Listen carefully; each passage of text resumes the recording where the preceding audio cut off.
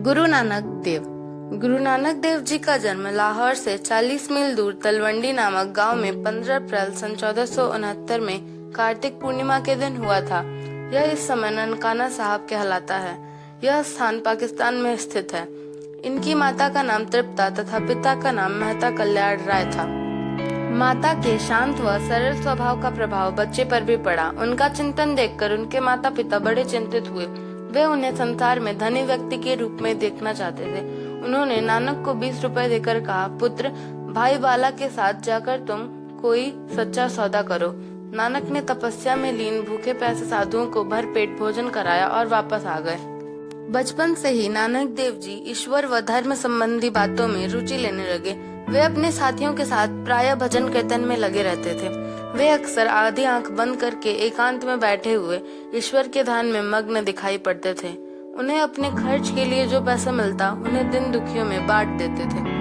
नानक देव जी का स्वभाव देखकर पिता ने सोचा कि यदि नानक देव जी सन्यासी हो गए तो उनका वंश कैसे चलेगा। अतः पिता ने बटाला गुरुदासपुर निवासी मूलचंद की पुत्री सुलखनी से इनका विवाह कर दिया। उनके श्रीचंद्र और लक्ष्मीदास नामक 2 पुत्र भी हुए। उनका मन परिवार में नहीं लगा। उन्होंने अपना घर बार त्याग दिया। गरीबों, दिन दुखियों की सहायता करना, साधु संतों की सेवा करना और ईश्वर का भजन करना उनकी दिनचर्या बन गई थी। पिता ने नानक देव जी को समझाने के लिए मर्दाना नामक एक मुसलमान गवैये को उनके पास भेजा, परंतु उस पर नानक देव जी के उपदेशों का ऐसा प्रभाव पड़ा कि वह स्वयं उनका शिष्य बन गया। अपने शिष्य बाला और मर्दाना को साथ लेकर गुरु नानक देव जी देश विदेश की यात्रा पर निकल पड़े। यात्रा के समय वे किसी अमीर घर के आतिथ्य स्वीकार नहीं करते थे। हमेशा किसी गरीब के घर आतिथ्य स्वीकार करके रूखा सूखा खाने में ही उन्हें संतुष्टि प्राप्त होती थी। वे लोगों को उपदेश देते थे, ईश्वर हम सब प्राणियों में निवास करता है। हिंदू मुसलमान सब एक ही परमेश्वर की संतान है। नानक देव जी हमेशा ऊंच नीच, छोटे बड़े के भेदभाव को दूर करने के लिए तरह तरह के प्रयास करते थे। उन्होंने यही संकल्प मन में लेकर साथ भोजन करने की प्रथा चलाई, जो लंगर के नाम से प्रसिद्ध हुई।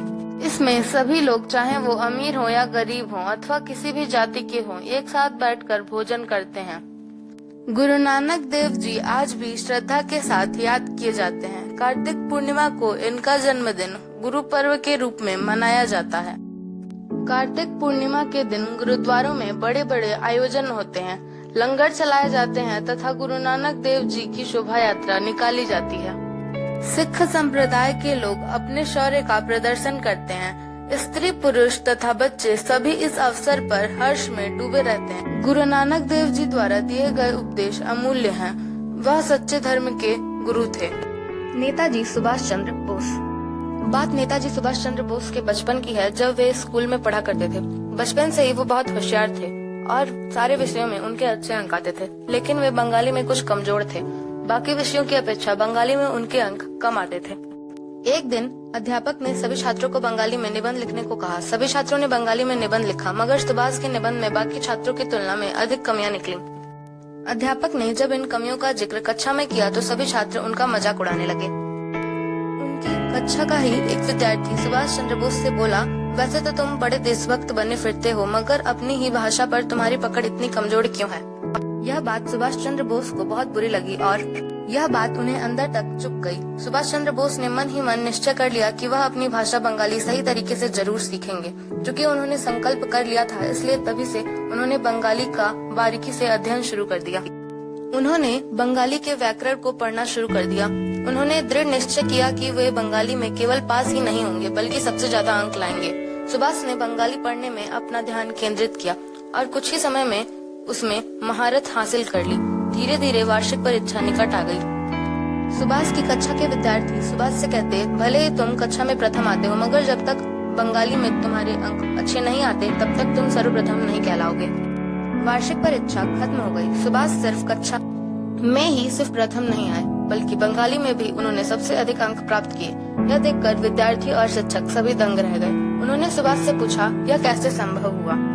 तब सुभाष विद्यार्थियों से बोले, यदि मन, लगन, उत्साह और एकाग्रता हो तो इंसान कुछ भी हासिल कर सकता है।